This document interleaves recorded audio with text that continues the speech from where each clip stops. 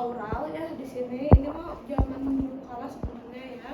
Itu dokter-dokter objin yang senior yang masih menggunakan ini ya di rumah sakit pendidikan biasanya. Kalau yang sekarang mah rata-rata udah pakai Doppler semua ya. Gitu. Jadi nanti teman-teman belajar yang cara klasiknya seperti apa ya. Tapi insya Allah kalau di rumah sakit sih udah nggak ada yang kayak gini ya, semuanya pakai Doppler. Kemudian setelah itu ya stetoskop, terus ini tensimeter ya buat nanti pemeriksaan tanda-tanda vital, tensi. Terus bengkok untuk membuang misalkan perlu membuang nanti sarung tangan ataupun kita menggunakan kapas ya misalkan gitu ya jika diperlukan, jadi kita siapkan. Kemudian juga di sini ada kalender kehamilan dan juga buku KIA harusnya ya di meja ini. Buku KIA ya. Nah ini ada buku KIA kesehatan ibu dan anak, di mana ini diberikan ya gratis di puskesmas ataupun di bidan ya. Ini dari si ibu hamil sampai nanti anaknya 5 tahun ya. Jadi ini buku ini jangan hilang. Di sini juga ada informasi-informasi edukasi ya, gitu. Mulai dari kehamilan tadi sampai anak usia 5 tahun juga gitu. Jadi nanti dokumentasi tidak hanya di puskesmas ya, dokumentasinya gitu, hasil pengkajiannya, tapi juga dituliskan di buku KIA. Atau misalkan nanti pemeriksaannya bukan di puskesmas atau di bidan gitu ya, maka ya si klinik itu biasanya punya buku tersendiri ya, dan itu mah bayar biasanya ya. Kalau dari klinik swasta misalkan gitu itu bayar. Kalau ini mah dari pemerintah gratis ya. Itu apalagi sudah mungkin itu ya untuk pemeriksaan ibu hamil. Kemudian untuk pelaksanaannya ya sebenarnya sama saja dari awal head to toe-nya sampai bagian abdomen yang membedakan nanti kita pemeriksaan si janinnya ya, namanya leopard nanti. Jadi di abdomen itu hanya inspeksi, kemudian nanti palpasinya adalah leopardnya, tidak perlu di perkusi ya, tidak perlu diperkusi ya. Auskultasi perlu bisi khusus ya.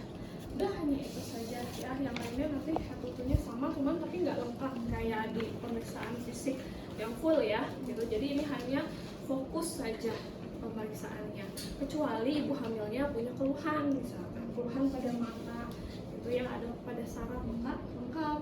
Tapi kalau misalkan ibu hamilnya tidak ada keluhan mah ya sesuai dengan daftar klik itu ya, singkat saja pemeriksaannya fokus gitu. Oke ya, itu mungkin di awal. Ada pertanyaan dulu? Cukup pegal nggak? Soalnya sebelum mulai kita ada anamnesa dulu ya. Boleh duduk dulu aja lah. Ini serius aku sini. Ya, karena sebelum ke fisik itu anamnesa dulu ya.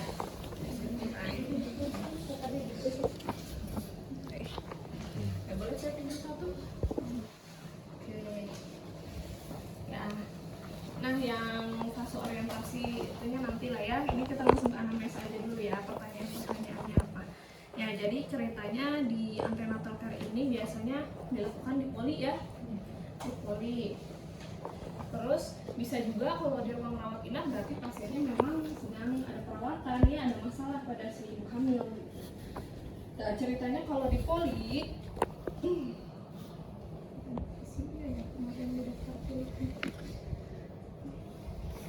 waktu di poli ya, nanti fase orientasinya, kemudian nanti ditanyakan buku KIA-nya ada nggak, bawa nggak buku KIA-nya ya. Nah, kalau di poli kan dia nggak pakai gelang pasien kan, identitas pasien, maka kita tanyakan nama sama tanggalnya sesuai atau tidak dengan yang di buku KIA-nya. Gitu. Kalau misalkan belum punya, maka ya sudah kita kasihkan yang baru ya. Kemudian ditanyakan keluhan utamanya ya. Sebelum keluhan utama sebenarnya kita tanyakan dulu hamilnya ya, hamilnya udah berapa minggu gitu ya. Hamilnya berapa minggu, kemudian ada keluhan atau tidak. Jadi kalau kehamilan itu lebih tepatnya kita nanyanya dalam minggu ya, bukan dalam bulan. Ya kalau tenaga kesehatan mah ya, berapa berapa minggu ibu kehamilannya gitu. Kalau misalkan bingung minggunya minggu keberapa, kita tanyakan HP-nya. HP itu apa? Hari pertama Hari pertama. hari terakhir. Ya, ulangi. Hari pertama, hari terakhir. Hari pertama dan terakhir. Hari pertama haid ya, mens. Ya, hari pertama saat mens terakhir. Kan hamil mah kan nggak haid kan, nggak menstruasi kan. Nah, kapan tuh terakhir haidnya gitu? Hari pertamanya saat keluar darahnya kapan? Maka kita langsung hitung ya, boleh pakai ini kalender kehamilan atau kita hitung manual. Waktu pas kemarin udah belajar kan ya, yang angka kunjungan dikurangi HP nanti bulannya dikali 4 sama 1/3 gitu ya.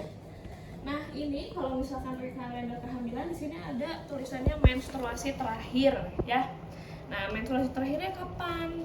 Nah, misalkan saya aja ya, menstruasi terakhir jauh-jauh.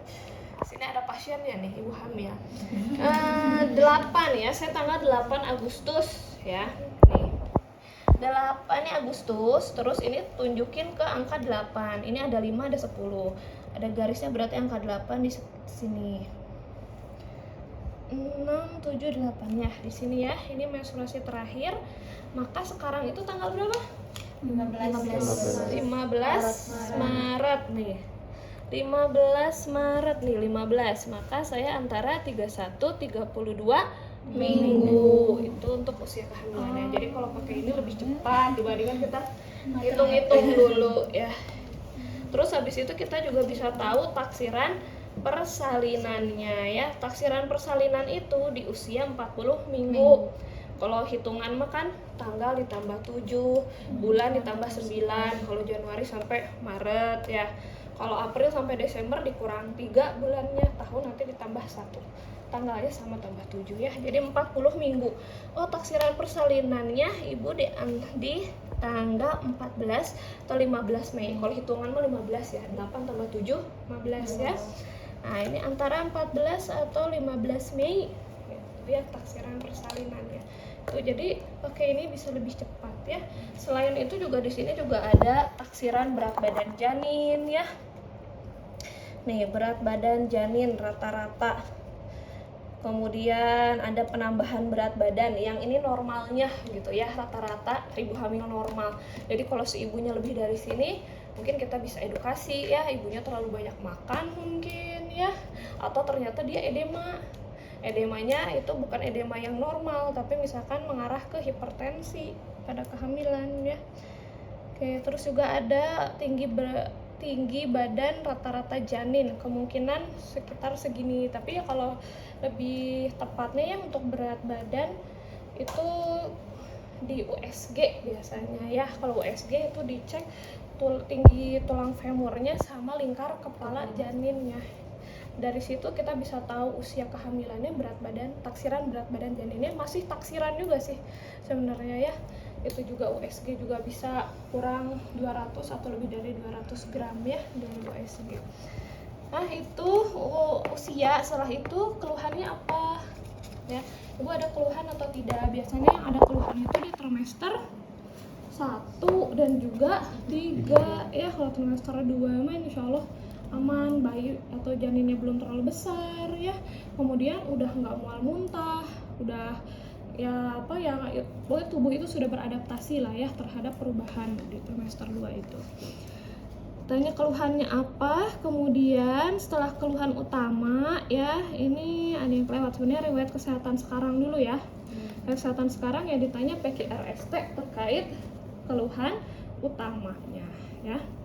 Keluhan utamanya mual muntah, berarti mual muntahnya ibu berapa kali sehari ya, mual terus-terusan sampai muntah, berapa kali muntahnya, kemudian sampai mengganggu aktivitas atau tidak, kemudian sejak kapan mual muntahnya ya, apa yang dilakukan untuk mengurangi mual ya gitu, dan apa yang memperberat mualnya, misalkan karena mencium bau-bau bumbu masakan gitu ya, atau mencium parfum biasanya ya.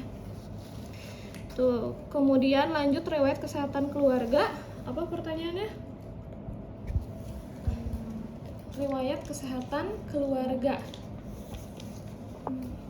Berarti di keluarganya ada yang hamil kembar atau enggak. Kalau kehamilan mah ya ditanya punya riwayat punya keturunan kembar apa enggak ya. Kemudian juga ada yang punya penyakit hipertensi, darah tinggi, DM, asma ya, karena itu bisa muncul saat hamil ya. Yang sebelum hamil dia nggak ada, aman-aman aja, tapi pas hamil ternyata barulah tuh ada hipertensi pada kehamilan atau diabetes gestasional ya, atau asmanya jadi kambuh gitu. Kemudian tanyakan riwayat kesehatan ibu. Nah kalau itu mah keluarga tadi ya, jadi bukan dia ya, tapi keturunannya ya, dari atasnya ada enggak gitu. Nah kalau yang kesehatan ibunya, si ibunya punya penyakit apa sebelumnya, sebelum hamil pernah didiagnosa penyakit apa, kemudian pernah dioperasi atau tidak, tahun berapa ya. Kalau misalkan pernah itu ditanyakan tahunnya, bisa baru 2 bulan yang lalu ya gitu, takutnya masih beresiko kehamilan. Tuh, selanjutnya riwayat penyakit menular apa aja? COVID, TB. Terus TBC, pneumonia. Ya itu ditanyakan. Kemudian ya termasuk penyakit menular seksual juga ya di sini. Kemudian riwayat kehamilan, kelahiran dan nifas yang lalu ya. Nah ditanyakan ini kehamilan keberapa, kemudian yang hamil pertama anaknya ada ibu, usianya berapa, lahir tahun berapa, lahirnya normal atau enggak, berat badannya berapa ya, ditolong oleh siapa persalinannya, ada penyulit atau tidak ya. Tuh, hamil keduanya, misalkan hamil keduanya juga sama pertanyaannya ya. Oke. Jadi nanti kita bisa tahu dari situ apakah ada yang abortus atau tidak ya. Itu nanti kita bisa tahu status obstetrinya, GPA-nya. Masih ingat GPA? Gravida, partus, dan abortus ya. Oke, bedanya kalau partus sama abortus? Keguguran, persalinan. pasti itu aja yang diomelin. Apa lahirnya? Kalau abortus kurang dari 20 minggu. Kalau partus lebih dari 20 minggu. Baik itu janinnya hidup ya, bayinya hidup atau mati ya. Partus. Kemudian riwayat kehamilan saat ini. Nah, saat ini ibu tahu hamil itu saat usia kehamilan berapa. Kemudian ada keluhan nggak di trimester satunya, misalkan sekarang trimester 3, berarti keluhan di trimester 1, 2, dan sekarang. Kemudian sudah diimunisasi TT atau belum, kemudian merasakan gerakan janin itu usia berapa minggu, terus ANC-nya kemana ya, diceknya, cek kehamilannya kemana, ke bidan atau ke dokter OB-GYN, kemudian apakah teratur atau tidak ya, sebulan sekali ya. Sebulan sekali itu anjurannya, tapi minimalnya di trimester 1 itu 1 kali ya, trimester 2 1 kali, trimester 3 2 kali. Itu mah kalau yang benar-benar jauh rumahnya gitu ya, nggak ada petugas kesehatan gitu, nah itu minimal 4 kali. Tapi kalau kita mah di lingkungan sini mah kan banyak bidan, banyak dokter, maka 1 bulan 1 kali ya.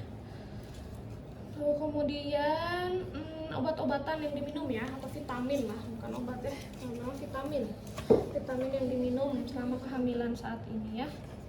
Selain itu tadi taksiran persalinan juga ya ditulis di sini. Taksiran persalinannya, usia kehamilan harus ditulis juga. Lanjut riwayat menstruasi. Riwayat menstruasi apa aja? Kapan menstruasi pertama atau menarke ya, usia berapa tahun, kemudian siklusnya, siklus menstruasinya teratur atau tidak, berapa harinya Jadi siklus itu dari hari pertama ke hari pertama lagi ya, jaraknya berapa hari itu. Lalu kemudian berapa lama kalau menstruasi itu, 5 hari mungkin 7 hari ya, dan keluhan saat menstruasi.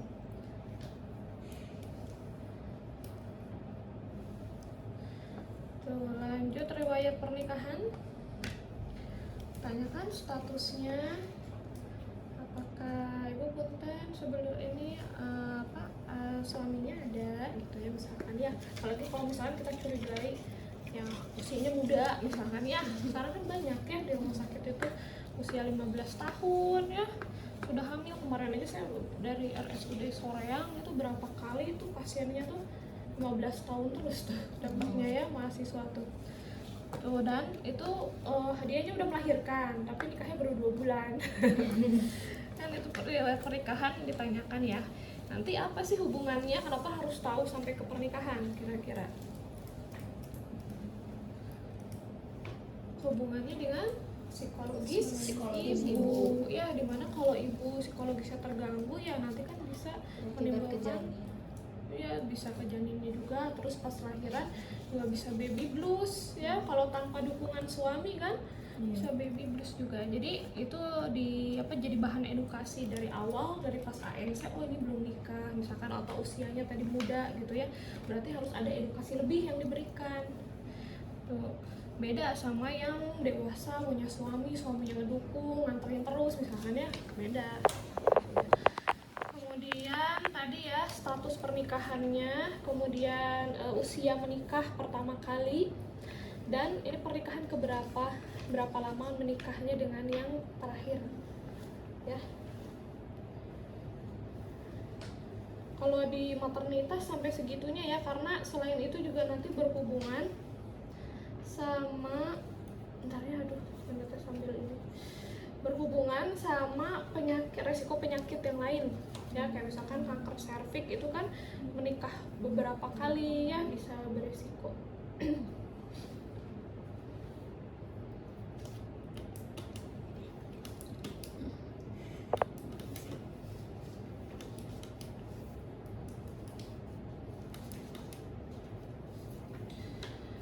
Lanjut apa lagi?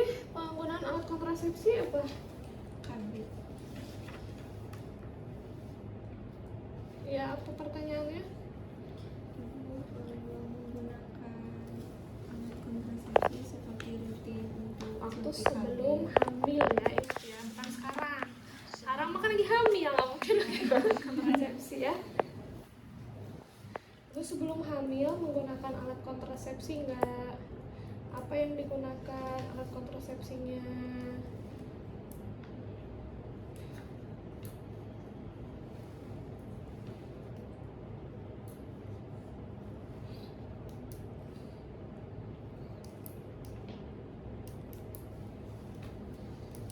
Terus ada efek samping yang dirasakan nggak selama pemakaian ya, dan berapa lama pemakaiannya ya alat kontrasepsi. Kalau misalkan belum pernah ya menggunakan alat kontrasepsi, misalkan baru nikah kemudian langsung hamil ya setelah itu, nah tahu nggak alat kontrasepsinya ya yang tepat nanti setelah melahirkan ya, ditanya. Kalau nggak tahu maka nanti ya kita edukasi ya gitu. Kemudian terakhir tanyakan riwayat ginekologi. Ginekologi apa aja?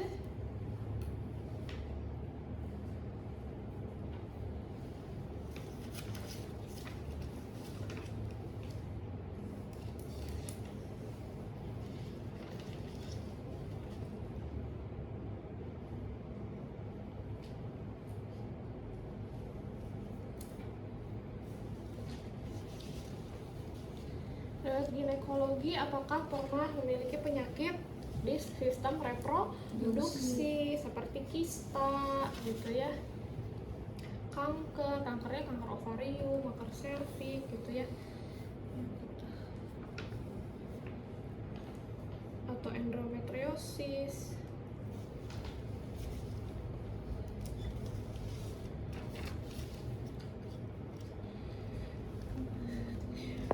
Ya itu untuk anamnesa. So, ada pertanyaan dulu, tadi bisa ada yang keluar.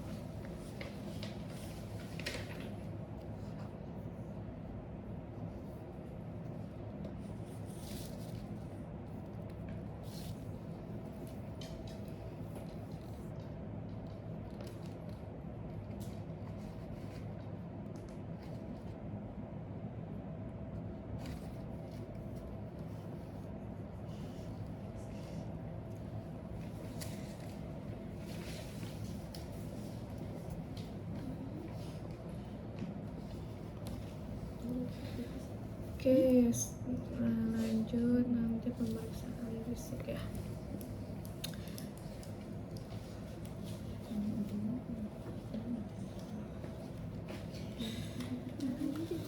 Oke, udah untuk anamnesa fokus cukup, tidak ada pertanyaan. Oke, sekarang kita ke pemeriksaan fisik ya. Kita mulai dari fase orientasi dulu, terus nanti ke pemeriksaan fisik. Monggo nanti pemeriksaan fisiknya karena ini sama saja boleh dicontohkan ya oleh yang lain ya. Nanti saya yang Leopoldnya sama DJJ-nya. Hanya itu aja kok yang membedakan ya. Sambil saya mau ini dulu yang perlu diselesaikan. Yuk, kita berdiri sekarang ya. Nah, kalau bedain gitu ya, biar